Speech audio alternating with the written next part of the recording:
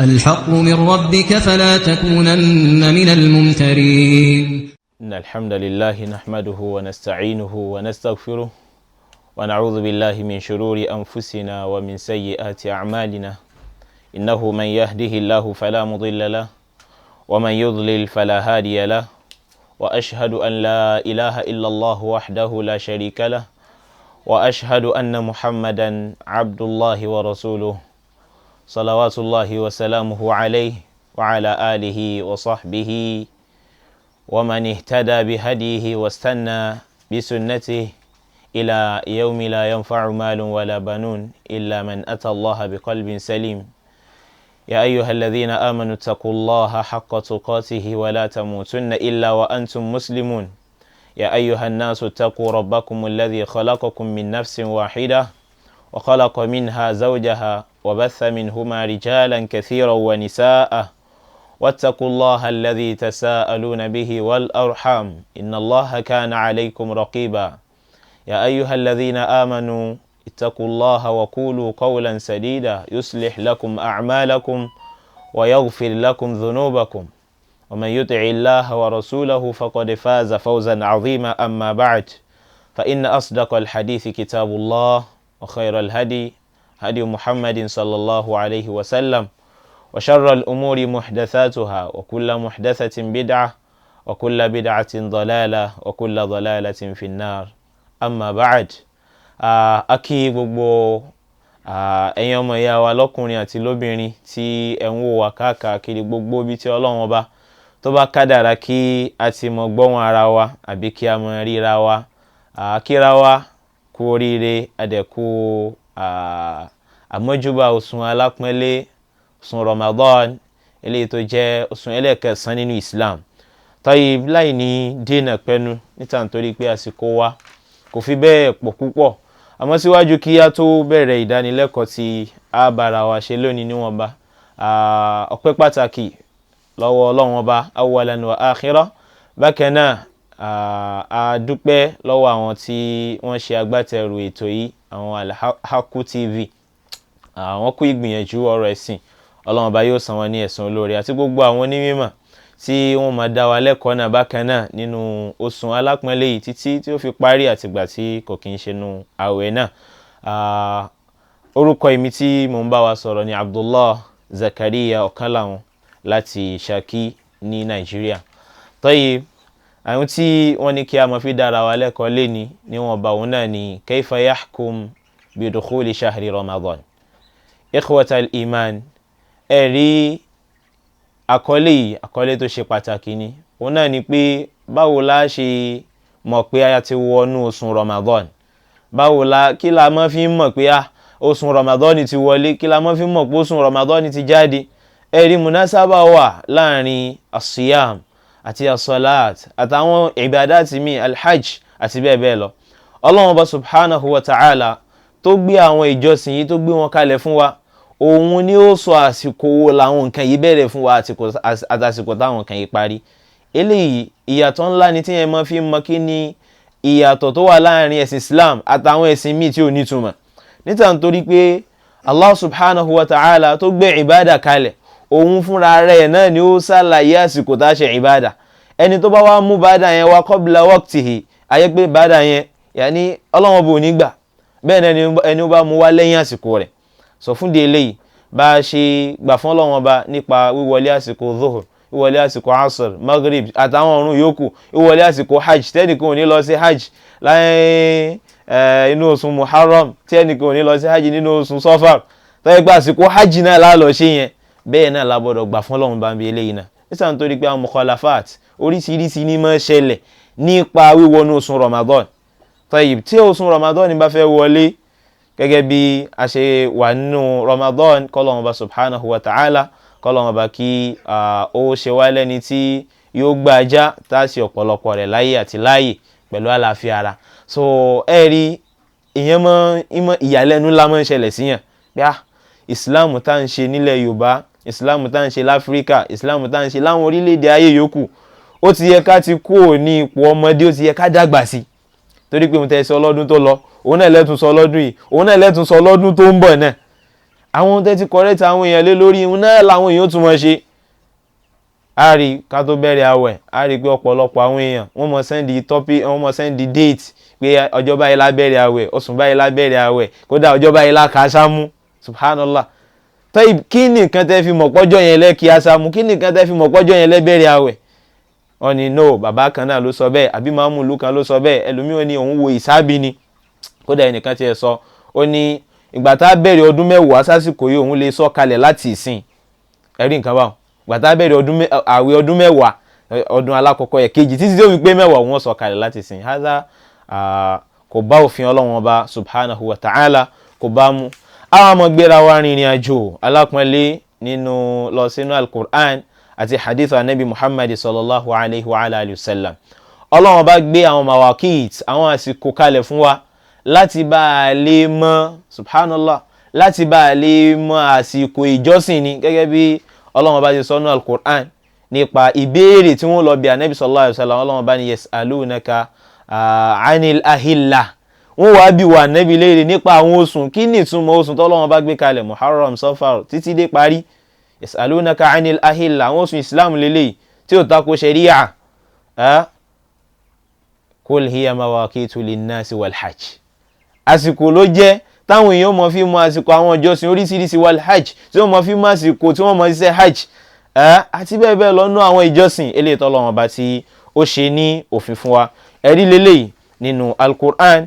Allah subhanahu wa ta'ala ó wá ṣàlàyé fún wa nínú al-Qur'an ọ̀nà ọ̀nà alákọ̀ọ́kọ́ tí èèyàn máa fi wọnú oṣù, tí èèyàn máa fi bẹ̀rẹ̀ àwẹ̀, tí èèyàn máa fi wọnú Ramadan, tí èèyàn máa fi bẹ̀rẹ̀ àwẹ̀ tó bá jẹ́ mùsùlùmí. Ọlọ́run Ọba subhanahu wa ta'ala ó jẹ́ kó yé wa alákọ̀ọ́kọ́ ń bẹ òun ni ru'yatu hilali Ramadan. torí pé èèyàn ò lè bẹ̀rẹ̀ àwẹ̀ illa bi thubuti shahr, àfi kó sùn ó clear pé a ti wọnú oṣù Ramadan báyìí, a ti wọnú oṣù Ramadan. tó inú oṣù Ramadan ta wá wọ̀ yẹn ọ̀nà wo láfi mọ̀ pé a ti wọnú oṣù Ramadan. aláwọ̀kọ́ ni ru'yatu hilali Ramadan, kẹrù oṣù Ramadan báyìí.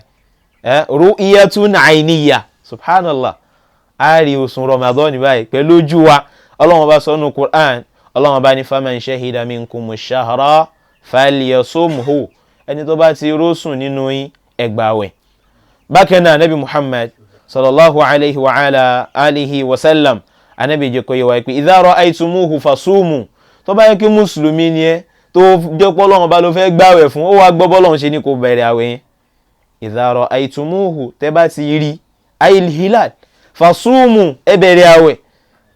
wa idha ra'aytumuhu, bákan náà tẹ́ bá ti rí bákan náà ni pé fa aftiru, ẹ túnu. fa in gumma alaykum, tó bá wá ṣe bí pé ẹ rí kùrukùru bójú ọjọ́, kùrukùru bójú ọjọ́ faqduru la, ẹ kádà rẹ̀ mẹ́yìí tẹ́ tí ń kàbọ̀ tẹ́lẹ̀, ìyẹn ló sùn tẹ́ ń kàbọ̀ tẹ́lẹ̀. riwaya hadithu mi wá láti ọ̀dọ̀ àfáwà Abdullah ibn Umar bákan náà tó ṣàlàyé pé anabi Muhammad sallallahu alayhi wa sallam ó ní fa akmilul iddata 30, ẹ ká oṣù kó pé 30. a jẹ́ pé pẹ̀lú kíka oṣù pé 30 a mọ̀ pé a ti wọnú oṣù Ramadan. tí Sha'ban tí bá ti ń pé 30 ọ̀la ńkọ́ a bẹ̀rẹ̀ Ramadan ni. báyìí la ṣe mọ máwẹ̀ wa ní gbogbo ọdún, ó simple gan. ẹni tó bá mú òfin Islam tó bá lò yóò ní sinmi, kò tún ní ṣe ohun tọ́lọ́run bó fi bá wí tí ó fi bu lórí ẹ̀. torí pé èèyàn máa ń ṣèjọsìn nígbà míì téèyàn ó tún gbẹ̀ṣẹ̀ tí ó gbà ládàá torí pé ò ṣe bọ́lọ́run bá ṣe ní kó ṣe, ò ṣe bọ́lọ́run bá ṣe ní kó ṣe.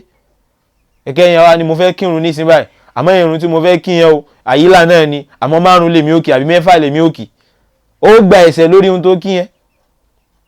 bẹ́ẹ̀ náà láwẹ̀ náà Allah subhanahu wa ta'ala òun ló gbàwẹ̀ kalẹ̀, òun ló sọ bó ṣe wọnú àwẹ̀, òun ló sọ bó ṣe jáde ń bẹ̀. àti ilẹ̀ dolùgbàgbọ́ òdodo Ọlọ́run bá ní fala wa rabbika la yu'minun, Ọlọ́run bá tún fi ara rẹ̀ búra. wa rabbuna azza wa jal la yahli, Ọlọ́run bó ní búra fi ń bí nǹkan tó bá lágbára. Ọlọ́run tún búra pé la yu'minun hatta yuhakkimunaka fima shajara baynahum, tí wọ́n fi wá Ànábì sallallahu alaihi wasallam dájọ́ níbi gbogbo ohun tó ṣẹlẹ̀ láàrin wọn. a fẹ́ wọnú Ramadan ó ṣe fàjà, a fẹ́ wọnú Ramadan ní ṣe fa kí mọ́sálásí dàrú, a fẹ́ wọnú Ramadan ní ṣe fariwo. kí la Ọlọ́run bá sọ, kí la Ànábì sallallahu alaihi wasallam sọ? ru'yatul hilal, káró sùn èèyàn fi wọnú Ramadan. tayyib eléyìí jẹ́ alákọ̀ọ́kọ́ ma'rifatul hilali bir ru'yati la bil hisab. Yẹn bá fẹ́ wọnú oṣù Ramadan ó rírí ni kìí ṣe ìṣirò anabi Muhammad sallallahu alayhi wa sallam anabi ni inna ummata umiyya ẹ̀rá wa yìí àwọn ìjọ tí ó lè kọ tí ó lè kà ní wa. Ìyẹn ni pé tó bá ti di pé a fẹ́ mú àlámọ̀rí ẹ̀sìn wa la nahtaju ila alkitaba wala alhisabat. Ní bùkátà sí nǹkan kíkọ pé nǹkan kíkọ ìṣirò tó bá mú jáde òun la fi mú oṣù àbí ìṣirò tó bá mú jáde òun la pé oṣù Rọ́jàbù ti péye báyìí, Ṣàbáànì ti péye báyìí, Ramadan gbọ́dọ̀ jẹ́ báyìí. Àwọn ò ní bùkátà sí bákan náà ni pé àdẹ̀ ní bùkátà sí pé máṣíìnì kan la fẹ́ fi wo oṣù ká tó rí. Ẹlòmíràn ni oṣù yẹn yọ bọ̀ ojú lásán ò lè rí ní máṣíìnì lórí. Kí lànà bí wí idha ra'aytumuhu tẹ́ bá rí lórí kì í ṣe pẹ̀lú máṣíìnì so ti yẹ wa báwọn. So eléyìí inna ummata umiyya anabi sallallahu alayhi wa sallam ló sọ bẹ́ẹ̀ ó ní la naktub wala nahsib ash-shahru hakadha wa hakadha. tó sùn ò bá pé 29 tí Rajab tó bá ti pé 29 ó kálukú wá jáde awo sùn awókè sáárò sùn tá bá ti ró sùn á bẹ̀rẹ̀ àwẹ̀ lọ́jọ́ kejì tá bá ró sùn á wá ka oṣù Ṣàbáànì pé 30 tó bá ti pé 30 á bẹ̀rẹ̀ àwẹ̀. Ànábì ní ash-shahru hakadha wa hakadha. So hadith yìí kò túmọ̀ sí pé aláìmọ̀kan ni wá àgbọ̀dọ̀ wá mọ́lá. Yẹn ni pé ní bùkátà sí kíkọ nǹkan àbí sí ìrò ṣíṣe nígbà tá a bá fẹ́ kírun a fẹ́ gbáwẹ̀ a fẹ́ ṣe hajj àti bẹ́ẹ̀ bẹ́ẹ̀ lọ. Báyìí ni àfáwà Ibn al-Mulaqin sọ àti Ibn Taymiyyah al-Harrani àti àwọn míì nínú àwọn onímọ̀ wa. Bákan náà ẹlẹ́ẹ̀kejì nínú ọ̀nà eléyìí tí a fi máwẹ̀ òun ni pé ẹnì kọ̀ọ̀kan wa a lè mọ̀ rọ́sùn fúnra wa. Àwọn obìnrin sì wà gan tó ṣe pé tí wọ́n bá gbójú òkè wọn kì í sábà rọ́sùn òjò lọ́dọ̀ wọn. Àwọn kì í sábà rọ́sùn òjò lọ́dọ̀ wọn. A máa ń bẹ̀rẹ̀ àwẹ̀ Ramadan pẹ̀lú ru'yatu hilali Ramadan bi shahid adlin. Ìyẹn ni pé yani tuthbatu bi shahid adlin. Rírí yẹn tabarẹ́ ni tó jẹ́ onídéédé al-adlu huwa al-muslim البالغ العاقل السالم من الفسق وخوارم المروءة. Subhanallah. Ẹni tá bá ti rí pé ó jẹ́ adil onídéédé tó bá rọ́sùn fún wa á bẹ̀rẹ̀ Ramadan tó ní òun rọ́sùn tá ní wá ní adil tá ló ń déédé gangan. Al-adlu huwa al-muslim. Mùsùlùmí ló gbọ́dọ̀ jẹ́. Al-aqil ló gbọ́dọ̀ jẹ́ ní tó ní làákàyè kò gbọ́dọ̀ jẹ́ ní tá àǹgànnáńdà láàmú ó sì wèrè ọjọ́ kankan. Al-baligh ẹni ó gbọ́dọ̀ ti bàlágà. As-salim min asbabil fisq ó gbọ́dọ̀ là kúrò níbi àwọn nǹkan tó jẹ́ ẹ̀ṣẹ̀ pàápàá jùlọ àwọn ẹ̀ṣẹ̀ ńláńlá. Onízìnà irú ẹ̀ kí ó wá pé òun rọ́sùn tá bẹ̀rẹ̀ àwẹ̀. Ẹni tí ń tako súnà Nabi sallallahu alaihi wasallam irú ẹ̀ kí ó wá eléyìí bídà ni eléyìí àdádálẹ̀ ní kíní kan ẹ̀yìn lẹ́dí tí gbogbo ayé dàrú ẹ sì ń lu mọ́tò. Tó ti yé báwọn so Ọlọ́run bá kó ṣàánú ẹnì kọ̀ọ̀kan wa. So bákan náà ni pé wa khawarimil muru'a ihun tí máa ba ọmọlúwàbí èèyàn jẹ́ ẹnìyẹn gbọ́dọ̀ jìnnà sí. Tíró ẹni tó bá ní ó jẹ́ mùsùlùmí ó ní làákàyè kò rí sẹ̀sẹ̀ ńlá ó mọ́jútó ọmọlúwàbí rẹ̀ tó bá wá pé òun rọ́sùn ayẹ́pá ṣe kí ni a bẹ̀rẹ̀ àwẹ̀. Eléyìí jẹ́ bí ó ṣe jẹ́ gẹ́gẹ́ bí àfáwà Abdullah ibn Umar radiyallahu ta'ala anhu bó ṣe ṣàlàyé pé tara an-nasul hilal àwọn èèyàn wọ́n ń wá oṣù láyé Ànábì sallallahu alaihi wasallam. Oṣù wíwálé èèyàn wo oṣù èèyàn máa wókè ni èèyàn wókè pé sóṣùn yọ àbí oṣù ò yọ. Tara an-nasu al-hilal àwọn èèyàn ń wá oṣù àwọn èèyàn ń wá oṣù láyé Ànábì sallallahu alaihi wasallam. Fa ra'aytuhu afa Abdullah ibn Umar èmi mo wá rí èmi ni mo rí. Fa akhbartu Rasulallahi sallallahu alaihi wasallam mo wá sọ fún Ànábì sallallahu alaihi wasallam pé tọ́ Ọlọ́run fi mí ṣe kòńgẹ́ mo máa rọ́sùn orósùn Ramadan ìyẹn ni pé on the 29 Ṣàbáànì ni wọ́n wà. Mọ́kàndínlọ́gbọ̀n Ṣàbáàn òun ni wọ́n wà. Abdullah ibn Umar wa rọ́sùn radiyallahu anhuma ó wá rọ́sùn ó lọ sọ fún Ànábì sallallahu alaihi wasallam fasoma wa amara an-nasa bi siyamihi. Ànábì gbààwẹ̀ ó wá sọ fáwọn èèyàn náà bákan náà wípé kí wọ́n ṣe kíni kí wọ́n gbààwẹ̀. sọ ọ̀nà ẹlẹ́ẹ̀kejì ní nínú al-mulakhasul fiqhi ti Sheikh al-Fawzan hafidhahullah torí ẹ̀ ni wọ́n fi ṣàlàyé pé a máa mú àwẹ̀ Ramadan pẹ̀lú ọ̀kan nínú àwọn ọ̀nà mẹ́ta ọ̀nà méjì nínú ẹ̀ òun ni a ti kà yìí. So nígbà tí èèyàn bá rí oṣù téèyàn bá ní amir tó jẹ́ ẹni tí mójútó àfẹ́ẹ̀sì àwọn mùsùlùmí èèyàn lọ bẹ́ẹ̀ nìyẹn pé òun rí oṣù.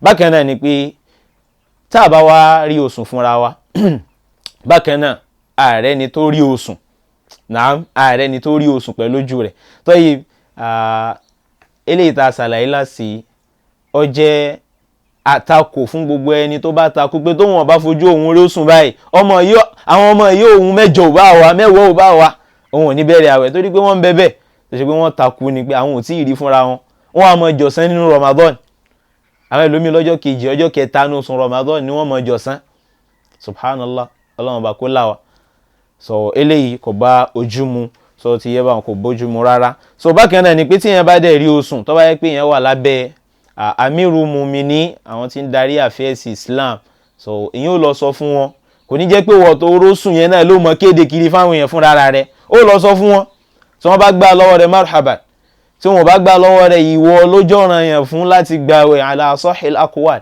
inda ahli al-ilm tó ti yẹ bá owó ó gbàwẹ̀ fúnra rẹ̀ kódà kò nídìí ó sọ fún ìyàwó rẹ̀ pé gbàwẹ̀ tó ti yẹ bá wallahu ta'ala a'lam. ẹlẹ́ẹ̀kẹta nínú àwọn ọ̀nà tí yẹn máa fi bẹ̀rẹ̀ àwẹ̀ òun náà ni ikmalul iddata Sha'ban 30 kéèyàn ka oṣù Sha'ban kó pé 30 kéèyàn ka oṣù Sha'ban kó pé 30 gẹ́gẹ́ bí ọ̀rọ̀ tí a ti kà fún wa nínú hadith anabi Muhammad sallallahu alayhi wa ala alihi wa sallam. Bákan náà ni pé ìgbà míì wà tó ṣe é gbé àwọn ìlú tó wà lẹ́gbẹ̀ẹ́gbẹ́ wa a lè gbọ́ pé wọ́n ti rósùn àwọn ẹlòmíì máa ń pè wọ́n ti rósùn ní Saudi wọ́n rósùn ní Ethiopia wọ́n rósùn ní Gabon wọ́n rósùn nígbà wọ́n rósùn láwo tọ́yì táwo ò bá rósùn lọ́dọ̀ sí wa tí wọ́n dẹ̀ rósùn láwọn ìlú tó wà lẹ́gbẹ̀ẹ́gbẹ́ wa ǹjẹ́ a lè fi oṣù tí wọ́n sá